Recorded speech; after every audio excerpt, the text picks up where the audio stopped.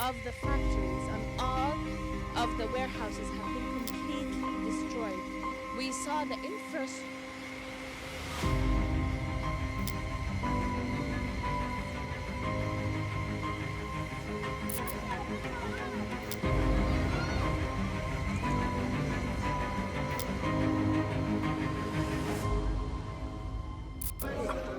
In Gaza, the sounds of bombings and cries of anguish echo daily. And the children like these are living through unimaginable horrors. They have seen and felt what no child: relentless destruction, the loss of loved ones, and a complete absence of safety.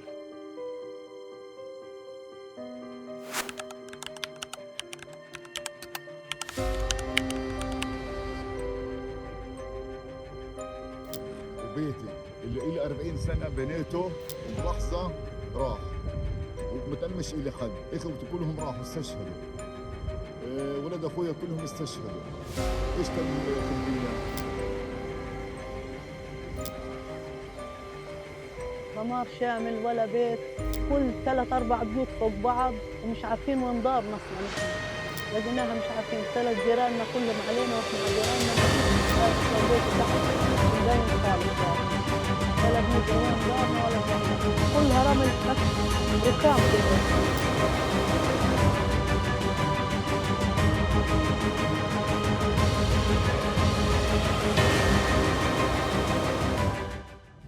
Kita hari ini mungkin rata-rata yang hadir pada diskusi ini teman-teman dakwah ya, dari UIN dan dari Untirta, dan kita kayaknya hampir semuanya, bahkan semuanya ini adalah generasi Z.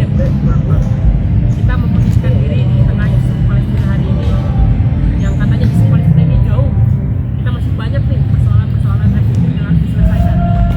Terus kita juga banyak nih menerima informasi dari media sosial tentang kondisi Palestina, bagaimana mereka bertahan hidup di tengah pertempuran, peperangan, dan kalau saya katakan ini bukan peperangan, ini genosida, dan bisa dibilang Israel ini pengen melenyapkan sampai dia membuat senjata yang bisa menguapkan manusia.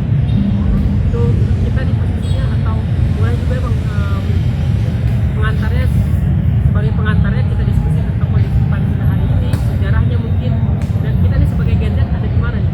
Siap. Baik. Bismillahirrahmanirrahim.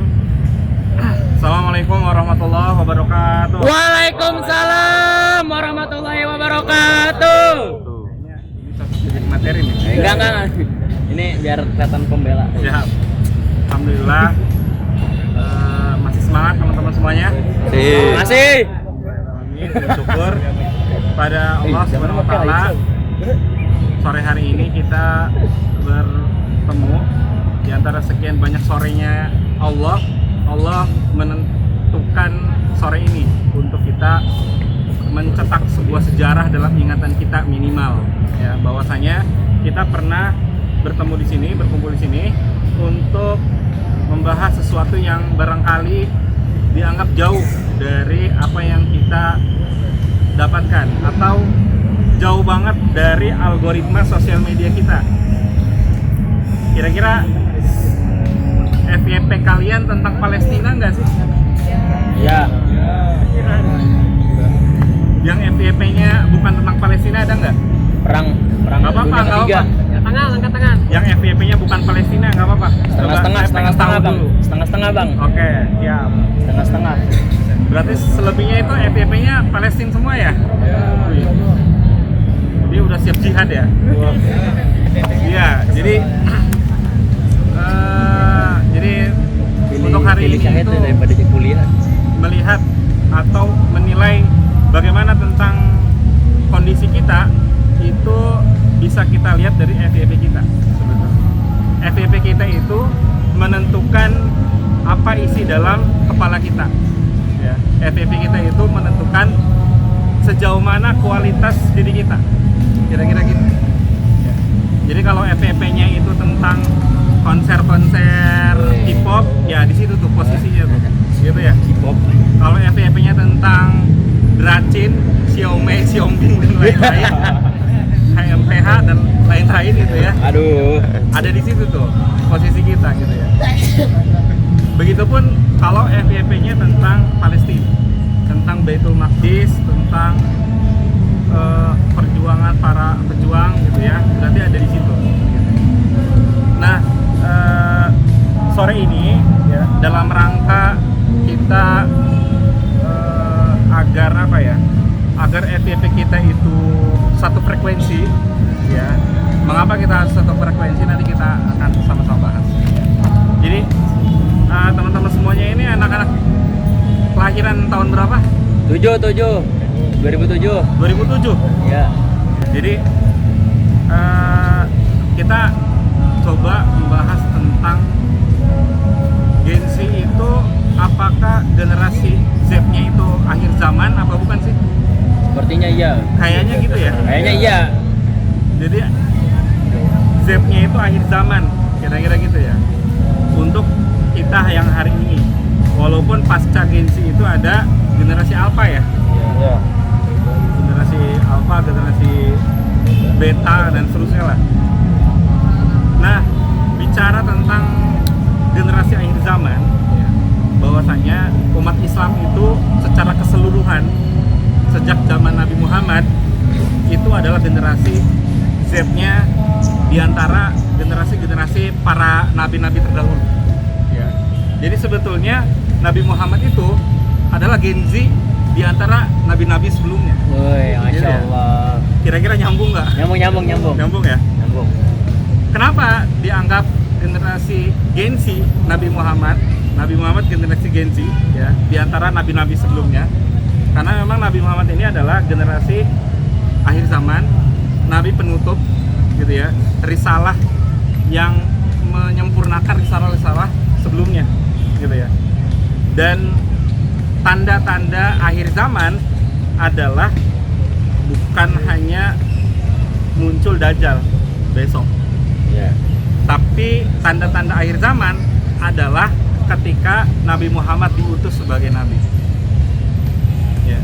Jadi sejak semakin pekat adalah sistemnya masih sistem Islam. Ya, sistemnya sistem masih Islam, tetapi praktiknya itu jauh dari nilai-nilai Islam. Gitu ya. Sampai kemudian sistem ini hancur, kemudian berganti menjadi sistem pemerintahan yang zalim umumnya, begitu ya. Nah, kata beberapa pakar, fase itu adalah fase kita hari ini. Fase pemimpin-pemimpin yang zalim itu disebutnya adalah fase kita hari ini, gitu ya. Fase yang kelima, fase yang terakhir adalah ketika kepemimpinan umat Islam itu akan kembali jaya ya. Jadi kepemimpinan umat ini akan kembali, Islam ini akan kembali memegang tampuk kepemimpinan dunia. Nah, ini adalah fase yang terakhir begitu ya. Nah, jadi kalau melihat dari siklus yang ada ya, maka posisi kita ada pada fase terakhir setelah akhirnya kita akan bertemu dengan cahaya di tengah kegelapan umat yang hari ini kita rasakan gitu ya.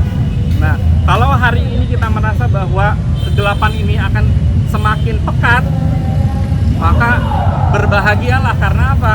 Karena itu tanda bahwa fajar akan datang, kira-kira gitu ya.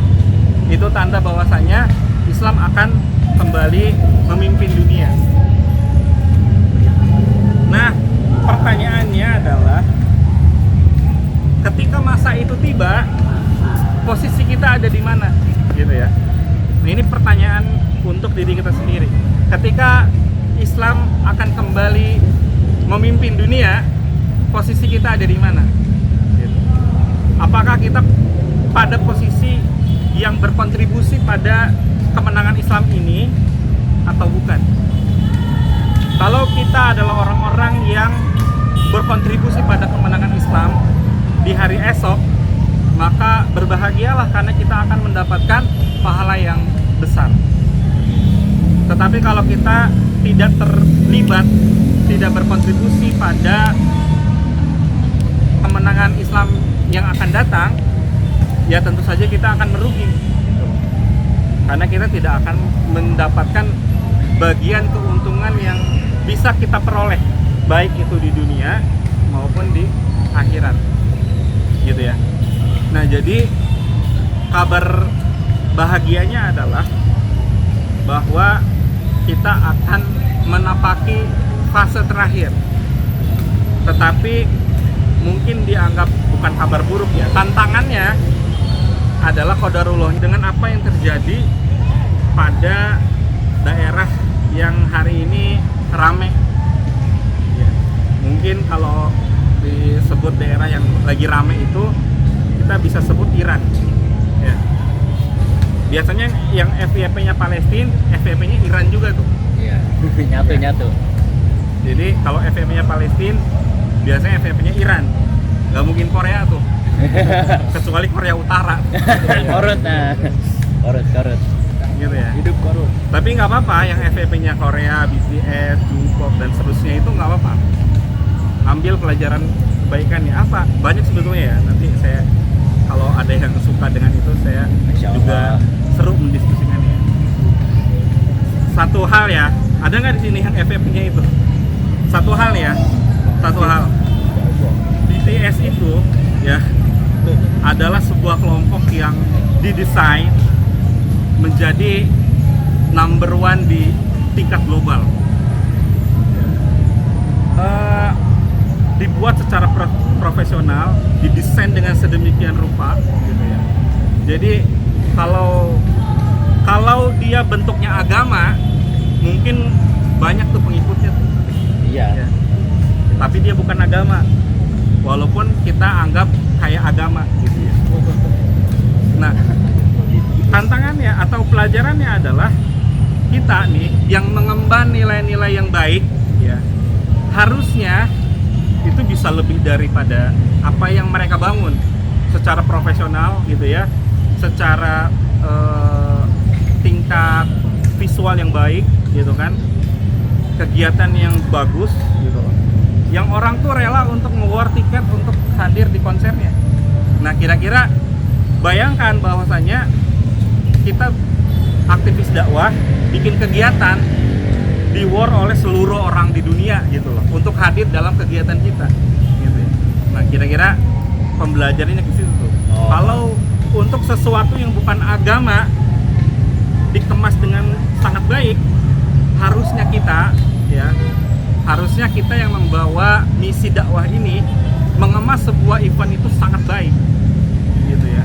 Jangan sampai kalah dengan sesuatu yang bukan berasal dari kitab suci, kira-kira gitu ya. Itu ya sedikit intermezzo tentang BTS dan lain-lain. Oke. Sampai buka ya. Iya, boleh gaskan yuk. Supaya biar diskusinya Sampai ke ini. Yuk, titik darah penghabisan nih. enak gitu ya diskusinya, gitu ya. Apa yang terjadi hari ini yaitu adalah kelanjutan dari kisah-kisah perjuangan para nabi. Kalau ini menurut saya apa yang terjadi hari ini di Timur Tengah, apa yang terjadi hari ini di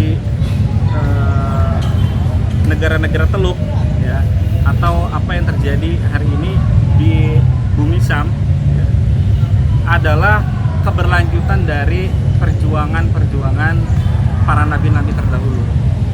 Untuk apa? Untuk mempertahankan Baitul Maqdis, untuk mempertahankan Palestina, untuk menjaga Masjid Al-Aqsa, gitu ya. Nah, jadi pada akhirnya kita menyadari bahwa episode kita hari ini itu sangat terkoneksi dengan episode orang-orang terdahulu. Ya. Jangan kita merasa bahwa kita hidup ini tidak punya kaitan antara satu dengan yang lainnya. Jadi kehidupan kita ini sangat terkait, ya, dengan episode-episode para nabi-nabi terdahulu. Dan apa yang kita lakukan hari ini itu sangat terkait dengan apa yang akan terjadi di masa yang akan datang. Begitu. Jadi diam atau bergeraknya kita itu akan sangat berpengaruh terhadap masa depan. Gitu ya. Kalau kita ingin masa depan yang jauh lebih baik, maka kuncinya kita harus bergerak melakukan sesuatu yang baik. Ya. Tapi kalau kita diam, tidak melakukan apa-apa, maka masa depan itu sudah bisa kita tebak, gitu ya, bahwasanya mungkin tidak akan jauh lebih baik, kira-kira gitu ya. Nah, masuk ke pada sejarah peristiwa singkat ya tentang Baitul Maqdis. Jadi yang disebut dengan Baitul Maqdis itu ada beberapa definisi. Oh, udah tua. Boleh. Nah, gas. Bisa bang, hidup. Dipencet dulu gak sih, dipegang?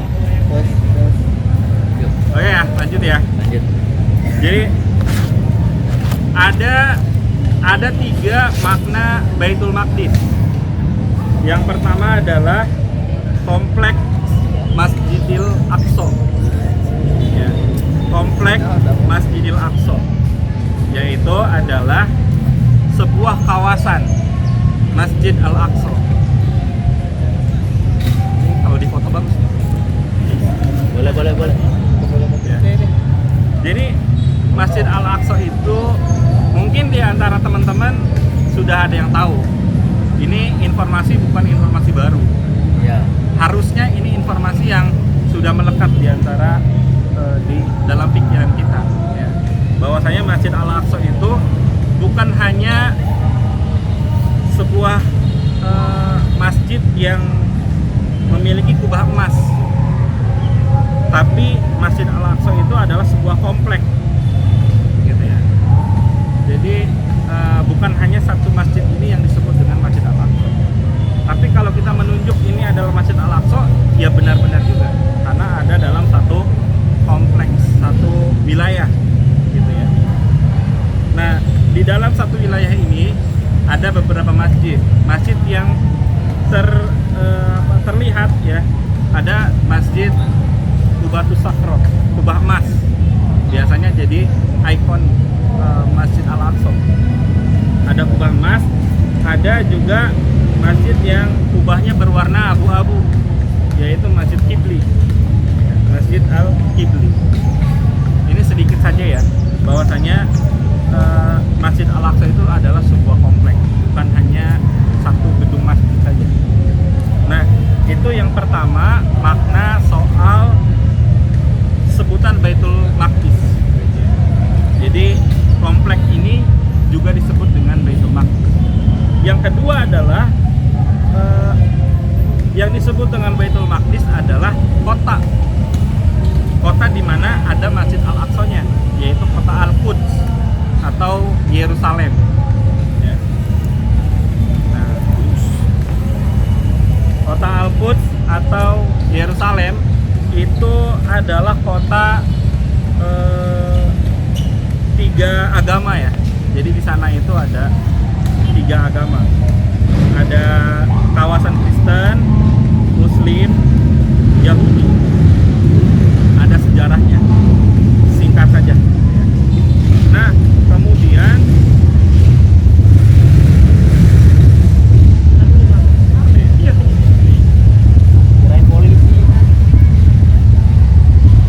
oke. Yang disebut dengan Baitul Maqdis juga yang ketiga adalah wilayah bumi yang diberkahi, yaitu wilayah Palestina, atau secara umum itu adalah bumi Syam. Bumi Syam, bumi yang diberkahi ya bang. Nah, ini kalau ini Syam itu ada Palestina, ada Mesir, ada Yordania, ada Suriah, Lebanon. Nah, disitulah wilayah bumi Syam. Kemudian kalau secara spesifik Palestina ya inilah Palestina. Gitu. Nah, apakah Masjid Al-Aqsa itu ada di mana? Apakah ada di Gaza gitu ya? Gaza itu kan udah hancur luluh lantah tuh. Kalau hancur berarti Masjid Al-Aqsa juga hancur dong. Ternyata Masjid Al-Aqsa itu bukan di Gaza, tapi di Yerusalem, kota Al-Quds. Jadi hari ini Palestina itu dibagi dua wilayah ya. Ada di Gaza, di jalur Gaza, ada di tepi barat di atasnya tuh. Begitu ya. Ini sekedar informasi awal aja karena kita waktunya nggak banyak gitu ya. Itu untuk berkaitan dengan Masjid Baitul Maqdis. Kemudian juga apa kaitannya dengan kita dengan umat Islam, yaitu bahwa Masjid Baitul Maqdis ini, Masjid Al-Aqsa ini adalah kiblat pertama umat Islam. Sebelum kiblat kita dipindah ke Masjidil Haram, Ka'bah gitu ya. Sebelumnya kita berkiblat ke Masjid Al-Aqsa. Itu kaitan kita dengan kaitan umat Islam dengan Masjid Al-Aqsa. Bukan hanya tentang kiblat, tetapi tentang sejarah-sejarah para nabi. Apalagi juga Nabi Muhammad itu peristiwa Isra dan Mi'raj itu ke Baitul Maqdis, ke Masjid Al-Aqsa. Kemudian kalau tentang sejarah ada, kalau tadi ya fase-fase kepemimpinan umat Islam ketika Islam itu masih sistemnya adalah kepemimpinan umat yang satu atau khilafah. Itu zaman Sultan Abdul Hamid II. Ada orang Yahudi Zionis itu ingin membeli sebidang tanah di Palestina, tapi kemudian Sultan ini menolak gitu ya. Sampai kemudian dia datang lagi, dan pada saat datang lagi ya ketika kekhilafahan ini sudah runtuh, kira-kira gitu ya. Sedikit singkat saja gitu ya, bahwasanya sejarah kenapa kemudian ada Yahudi atau Zionis hari ini yang ingin menguasai wilayah Palestina, itu bukan hari ini aja, itu sudah ada sejak dulu. Ada juga di tahun 1917, yaitu yang disebut dengan Deklarasi Balfour ya. Jadi Inggris itu secara sepihak menjanjikan tanah untuk orang-orang Yahudi. Kemudian juga peta Palestina dari tahun 1946 sampai bahkan hari ini ya, yang sebelumnya ini adalah daerah wilayah umat Islam, hari ini sudah sangat sedikit. Tadi itu sudah terbelah dua, di jalur Gaza, di tepi barat. Nah, kemudian apa yang bisa kita lakukan? Yang bisa kita lakukan yang pertama adalah kita harus mengisi diri kita dengan ilmu ya. Jadi ya bukan hanya ilmu tentang edukasi tentang Palestina gitu ya, tapi ilmu-ilmu yang harus kita miliki gitu ya, ilmu keagamaan gitu ya, ilmu pengetahuan dan seterusnya. Kemudian yang harus kita bangun juga adalah sebuah persatuan. Ini PR kita hari ini. Mengapa persatuan itu menjadi PR kita? Karena kalau kita lihat apa yang terjadi nih antara Amerika Israel melawan Iran ya, ini soal ngedukung Iran aja ini pro kontra nih. Kita nggak bersatu nih untuk ini nih gitu ya. Ada yang mendukung karena memang Iran ini melemahkan musuh-musuh Islam gitu ya, sehingga musuh-musuh lawan-lawan ini bisa jadi lemah gitu, sehingga Palestina ini bisa bisa memungkinkan kita untuk kita merdekakan gitu ya. Tapi ada juga yang tidak pro terhadap Iran gitu. Karena Syiah Iran itu, karena Syiah itu adalah sesat nih gitu ya. Jadi ini pro kontra nih. Ada juga yang nggak pro kemana-mana, nggak pro ke Iran, nggak pro ke Amerika tentu saja gitu ya. Jadi ya biarin aja. Nah, perbedaan pandangan itu adalah sesuatu yang ya sunatullah. Tapi yang tidak boleh kita lakukan adalah berpecah belah. Hari ini persatuan ini adalah sebuah kewajiban utama di antara sekian banyak perbedaan pandangan-pandangan kita. Dulu mungkin hari ini ada, atau dulu saya rasakan gitu ya, bahwa di kampus itu kita melakukan perdebatan yang sangat sengit ya. Ketika beda organisasi ya, beda mazhab, beda haluan gerakan, itu perdebatannya tuh nggak beres-beres. Ternyata setelah saya belajar dan seterusnya gitu ya, kan perdebatan itu akan tetap ada. Perbedaan pandangan antara anak-anak kami dengan anak HTI misalnya gitu ya, itu selalu ada tuh gitu ya. Anak-anak kami dengan anak PMI ada perbedaan pasti gitu ya. Tapi fokus kita bukan pada perbedaannya gitu. Tapi fokus kita adalah pada sebuah persatuan. Itu yang harus kita perjuangkan. Sehingga fokus kita adalah hari ini, yaitu adalah membebaskan Baitul Maqdis. Itu barangkali supaya bisa ada diskusi. Maka saya berikan lagi kepada MC. Baik, teman-teman, mungkin ada diskusi ya dari apa yang tadi dipaparkan tentang kondisi Palestina, sejarah Palestina hari ini, dan kondisi terkini, atau teman-teman punya rekomendasi gerakan-gerakan yang kita akan bangun bersama tadi untuk kita ini tidak terpecah-pecah. Apalagi hari ini kita di generasi Z ya, kita lebih mudah tuh untuk menginisiasi gerakan pertama dan juga mengglorifikasi gerakan karena ada media sosial itu kan. Mungkin ada yang ingin didiskusikan atau ditanyakan?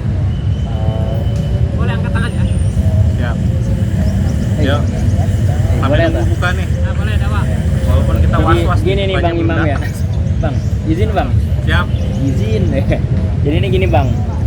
Jujur nih ya, Anda tuh sedikit miris gitu sama anak zaman sekarang gitu, khususnya anak-anak Gen Z gitu ya.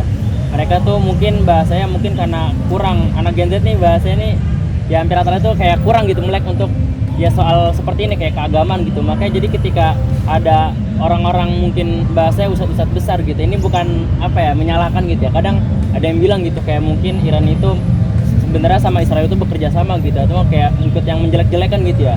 Nah mereka itu gampang terpengaruh. Nah itu apakah pandangan seperti itu di kalangan kita nih Gen Z itu apakah bisa dihilangkan Bang Imam? Dan itu kira-kira tuh maksudnya keberhasilan ya, tingkat keberhasilan itu kira-kira berapa persen gitu kalau emang pun bisa gitu. Nah itu bagaimana kira-kira? Iya. Kalau agak susah juga untuk dijawab ya. Emang. Jadi atas persoalan yang ada ya, simplifikasi dari saya ya, sarannya adalah kita yang harus kita bangun adalah sebuah kesadaran ya. Karena kesadaran inilah yang membawa umat Islam di sebuah tempat yang gersang, yang tidak terlihat oleh dua imperium besar, diapit oleh dua imperium besar, Romawi dan Persia, kemudian mengalahkan dua imperium besar. Dari apa? Dari sebuah